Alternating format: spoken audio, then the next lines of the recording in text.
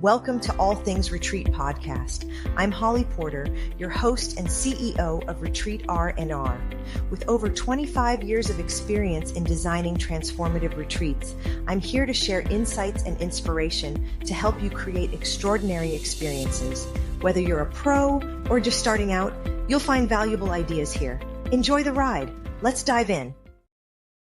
Hey everyone, welcome to the show today. You have to bear with me. I lost my voice for 12 days, so it's only been back for 3 now. So if I'm a little scratchy or a little sexy or sounding today, speaking a little lower, that's just where I am. So here we are today with my guest, Aleasha Bahr. She's the world's #1 authority on black sheep sales as a sales strategy and a messaging expert with 15 years of experience. Her proven method has helped sell tens of millions in offers without acting like a douchebag. Oh, I love that. Her approach ditches the mainstream sales tactics and helps business owners and their teams convert up to 80% of leads without pressure or pretending to be someone else.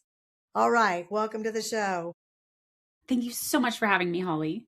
Yeah, that's so Aleasha and I, how did we even meet? I think we met through C-Suite. Okay. Yeah, so we're in another group. Linda Fisk invited us. So thank you, Linda. She's a friend of both of ours. And she just knows good to good, right? Yeah. So, Holly, I met Holly and you were just such a badass. I was like so happy, like such a challenger, innovator, like justice warrior, like all the things that I love.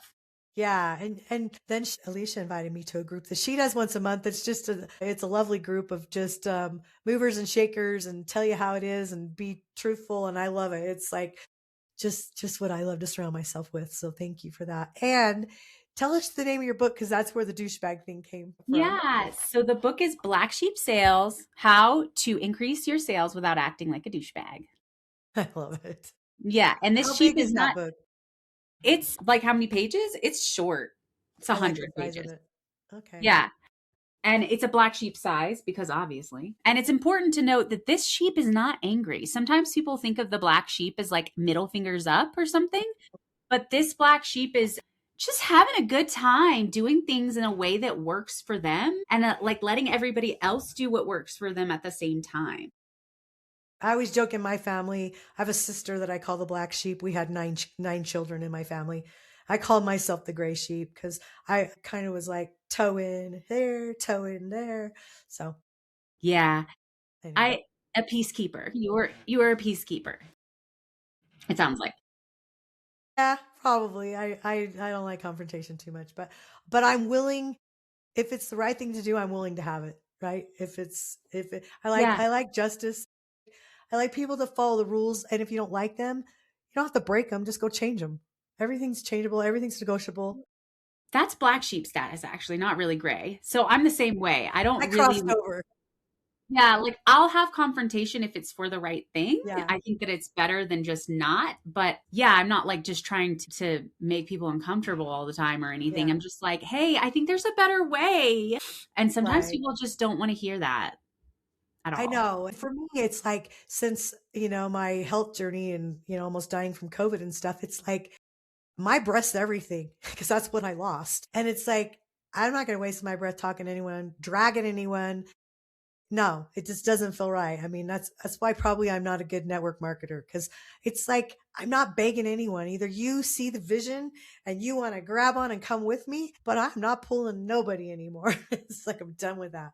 I know if I have to talk you into something, well, I mean, convince you of something maybe that I can see as a value to you. But if you don't see that vision, I'm done. I'm just like, it's exhausting. I don't want to waste my breath. Isn't that mean? Well, being detached is a very magnetic place to be, actually. Yeah. I didn't used to be that way, but life's too short anymore. When you die and come back, you see things much differently. And, I can bless and release and I can love them where they're at, but I don't want to waste the energy on people that don't want to move forward anymore. Yeah. I mean, dragging somebody kicking and screaming is never a good time. And for either person, quite honestly.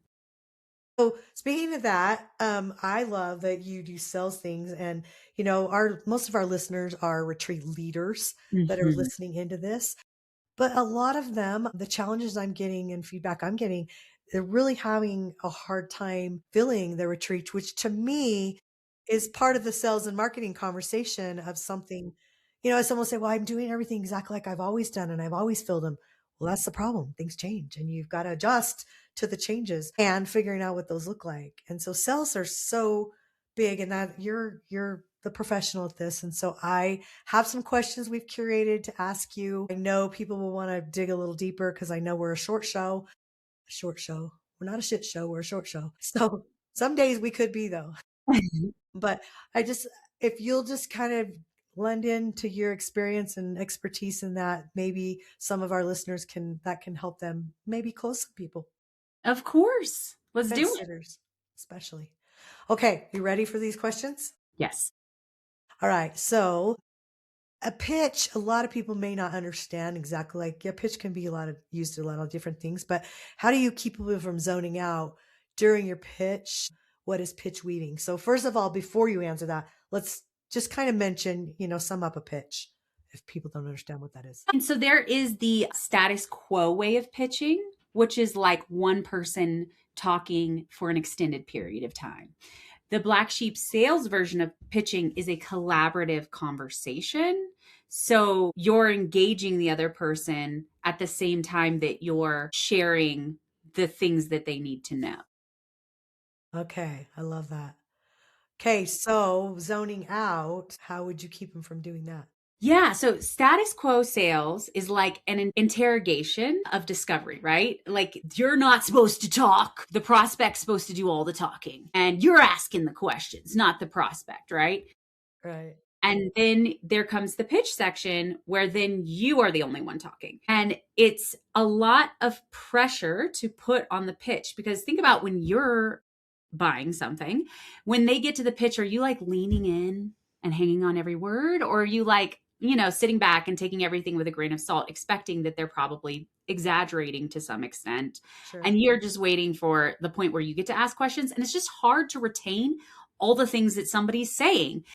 So it's much more effective to weave that in the beginning of the discovery section in a way that doesn't feel like you're selling somebody, because nobody has their defenses up during that section of the sales conversation. Yeah. And it's also like you're able to address something in the moment. So you're giving feedback on an answer. It's important. A lot of people hear pitch weaving and they think that means like we're saying, oh, this is what we do. No. Pitch weaving is like if you're talking to someone, let's say about a retreat, and you're like, what's your experience with retreats before, and what did you like about them, and what didn't you like about them? And they'll say, well, I went to a Tony Robbins retreat and it was great. It just like was great for those 3 days, and then I didn't feel anything, and then it was like, kind of faded or whatever. And they can say, yeah, that's really frustrating when you've invested a lot of time and money into something and it like didn't last. So what makes a big difference is when a retreat has post activities to integrate the things that you learned. The implication there is that the retreat that you're selling has that without you having to say, we have post event integration so that you don't have to do that. So I hope you can hear that difference, that it's not like selling yourself with a we, but it's like giving insight into what could solve the problem that they're having in a more general way. And it makes people lean in instead of you having to say in your pitch section all these things. We have post integration. We have all these things that they're just not going to hear because you've been talking for like 7 solid minutes or whatever. Yeah, no, it feels better because I know a lot of retreat leaders require a call to their attendees. They, especially if it's smaller and more intimate, or especially transformational type retreats, they want to know who's coming and who's in the room, because energy matters, especially when you're doing transformational work. And so these are things that I think are so important to talk about that aren't talked about enough. And so I love that you have that expertise and you're bringing it to our show today. So thanks. Of course. Next question. Is there an alternative to selling with pain and fear? Yeah. So honestly, status quo sales is about finding the pain points and digging in. So if we're talking to people who do transformational retreats, it's unlikely that they feel comfortable doing that. Landmark and like Tony Robbins, they're very comfortable with just making somebody doubt themselves to an extreme degree and then sort of positioning themselves as a savior. Yes. The decisions you made up to this point are what got you here. So you really need to stop listening to your intuition and just buy from us, type of thing. Right. And it's super manipulative, and it can work, but the person implementing it has to be comfortable to really commit to that strategy. Yeah. And most people are not. So really, like, it's important to talk about the quote unquote pain, like what is going on that isn't getting you where you want to be. But I like to call it hope selling. So it's another version of pitch weaving where you're like, yes, I see and hear you. And it's really hard to be stuck in that spot. And the issue is you're just talking about it in therapy instead of learning tools that you can implement in real time to create a different future instead of just talking about the past. So you've given somebody hope at that point. It's like, hey, I know that sucks, and I'm so glad we found each other because now you can get a different result, is like the feeling. So there's this excitement for a different result instead of just talking about how terrible your life is right now. And it's not going to change unless you buy my thing. Yeah. Right. Yeah. It's because that's the slimy part. You're right. That's the status quo way of doing it. And there's no hope there. It's just, it's like shaming someone into buying with you. Yeah. Which is a big sales tactic we fall for a lot, especially when you're already feeling like that, Well, and it results in refunds, and it results in tense client relationships. And, it just doesn't, it's bringing somebody in with their tail in between their legs. Yeah. Rather than excited. Absolutely.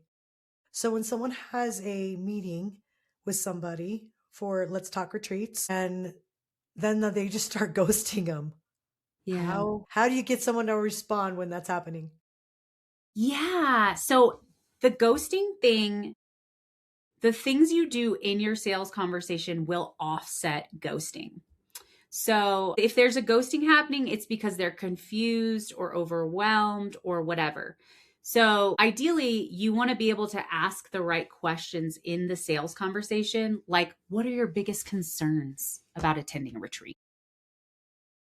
What is your timeline? What is the result you're hoping to get out of this? Those questions are going to allow you to have a more effective follow-up. So instead of just following up, checking in, circling back, touching base, are you going to buy my thing? I mean, think about it. Nobody wants to answer that email, right? Right. Instead, you want to lead with, like, in the case of like a transformational retreat, it's like, hey, was just talking to someone who having one of our integration calls with someone at the last event. And before they were going through this, and now they're having this experience, and it reminded me of you. Is that something that you still want to create? So being real, reminding them of like what they wanted, and also being able to say, like, please know that I support you either way, as long as you're doing something different to get a different result. So like, just let me know, I consider it a personal favor so I can stop bothering you. It seems like this result you wanted to create is lower on your priority list. Like something has shifted, can you let me know? It's a very good, it's really in all the wording. I love how you're saying that because no one likes to be ignored. Like, come on, just let me know. Like, I support you either way. I'm not saying you have to say yes to me, but you want to bring them back to the result that they wanted. And like, are you wanting this still? Because most people do still want that thing. And they think that saying no or ignoring it or putting it off is somehow delaying the decision, but that's a decision in itself. Yeah. Well, or you haven't communicated, I think a lot of times when it's a money thing, maybe they don't have the money, but you know what? Everything can be figured out. When I have spent the most money is when I didn't have it. It's impressive, Holly. Most people are really scared in those situations, but the black sheep sales is a very collaborative conversation from beginning to end. And so that does include the investment. So you're able to have that conversation up front instead of it kind of biting you later. You're able to say, like, how does this fit in with the other investments that you have going on right now? Yeah. Is this realistic for you? Yes. and talk it Very. through with them, and you can problem solve together rather than having to try and do that over email. Well, and with retreats, most retreat leaders, they're booked, they're building them out 6 to 18 months ahead of time. So there's availability. Most every retreat I've seen takes payments. So that kind of takes that off the table when you can do it, gradually. Yeah. That conversation. It's kind of like you're resolving it for them Yeah. ahead of time. But what do you see the biggest mistakes that people make that are costing them the sales? As a retreat leader, they're having these conversations. Let's stay with that. What are the mistakes you think they're making? The biggest mistakes that they make, like hands down, is not asking any questions during when they're explaining the retreat, other than like, does that make sense? Does that sound good? Or Yeah. do you have any questions? None of those questions are going to get you an answer that's helpful. Because have you ever had somebody say, yes, it made sense the whole time, only to get to the end and they ask something that makes it very clear that like whatever you said did not make sense? Yeah. It's because that's like an answer on autopilot. Like you're just like, yeah. And there's also an implication that you're dumb if you say it doesn't make sense. So people are like, it's very few people who will be like, you know what? Actually, it doesn't. Like you're not going to get Right. what you need. Most no's or think about it or maybes are because of a lack of clarity, and a confused mind says no. Right. Whenever you're explaining your retreat, you want to stop and ask questions specific to whatever you explained. So, for example, I worked with a client on a couple's return to love retreat, right? And we would say that there are a variety of tools. What's different about this is that it's not just one modality, right? It's not just therapy. It's not just tantra. All of these things. It's biology, it's neuroscience, and that gets the best results. So have you ever done something that's only one modality? You're able to ask them about what you just told them Yeah. and get feedback from them on whether what you're saying sounds good or not. It's like a version of the temperature check, but not as douchey as, hey, how confident are you on a scale of 1 to 10? Because how they answer this question about modalities is like going to give you information about whether this sounds good to them or not. Like, it's crazy how often people in sales conversations don't just check in on, do you like what I'm saying? Does this sound like it would make a difference for you? Does this sound like it would be effective? Does this sound different than what you've tried before? Because if the answer to that is no, then they're not going to buy. And so that's what ends up leading to that ghosting, is that lack of making sure that they understand what you're saying and that it aligns with whatever it is that they're looking for. Yeah. Okay. Let's talk about introverts. What traits do introverts have that make them great at sales, and how can they use them effectively? So, most people think that you need to be charming and aggressive to be good at sales. And most sales training is designed for someone who is naturally aggressive. Anybody who's not aggressive, and honestly, it's usually for a man. It's very masculine, right? And there are so many different types of people in sales at this point. Introverts can be an incredible pattern interrupt. When you don't seem like a salesperson, people trust you more. So even if you're like awkward, it's like, this person seems awkward, but if you have the right structure for the sales conversation, they're like, they seem awkward, and so they're not going to screw me over, And they're not just trying to sell me something. And introverts naturally, so that it's important to explain what an introvert is, because a lot of people think it's a shy person. I'm an introvert. I'm not shy. It's an energy thing. So it's like, when you engage with people, does it give you energy or does it drain your energy and you need to recharge? If you need to recharge, then you're an introvert. I'm sure there's nuance and exceptions and whatever, but generally speaking. And so my theory is that introverts get so drained by it because they are so attuned to the other person and whether the conversation is interesting to them. And they take a responsibility for that. Whereas extroverts are like, I'm having a good time, so you must be having a great time.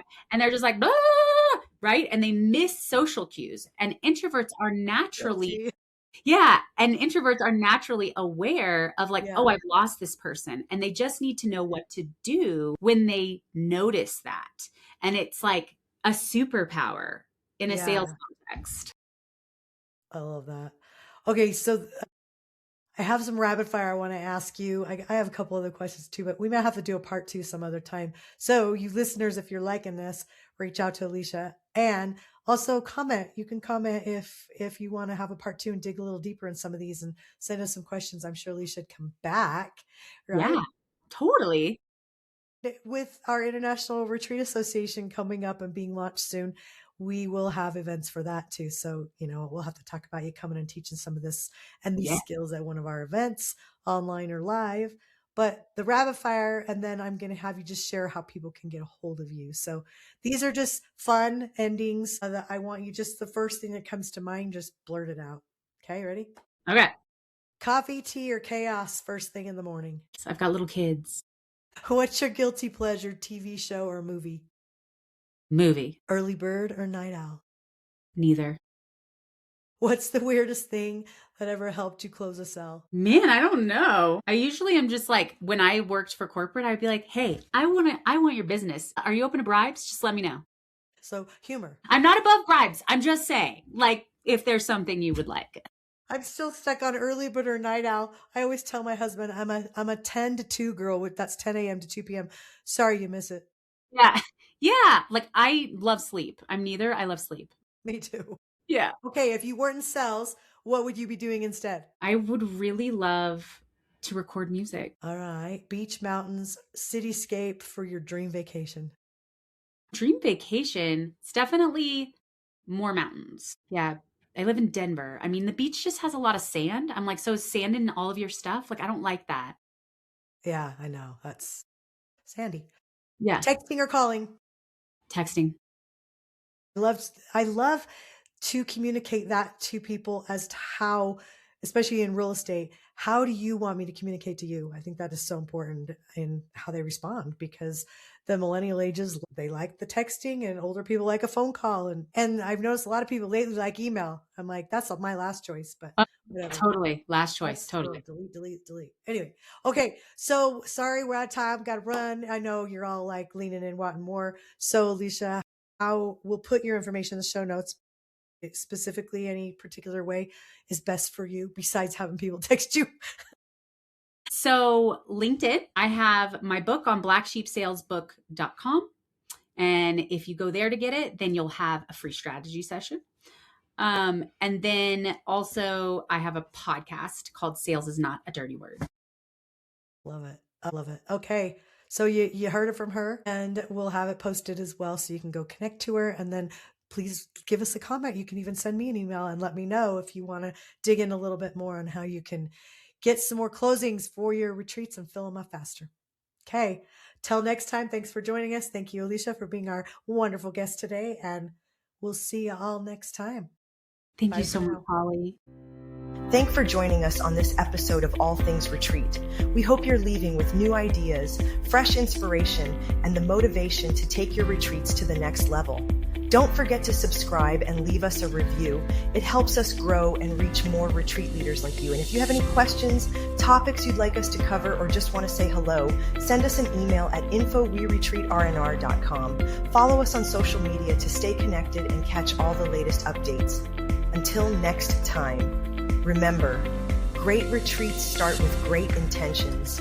Let's make them extraordinary, one step at a time. Thinking about hosting a retreat? Before you dive in, let's make sure you're really ready. Grab your free Are You Retreat Ready checklist and find out if you've got everything in place, from your purpose and pricing to your audience and agenda. Don't guess. Get clear. This quick checklist will show you exactly where you stand and what you need to make your retreat a success. Click the link below in the show notes to grab your gift and take the first step toward hosting with confidence.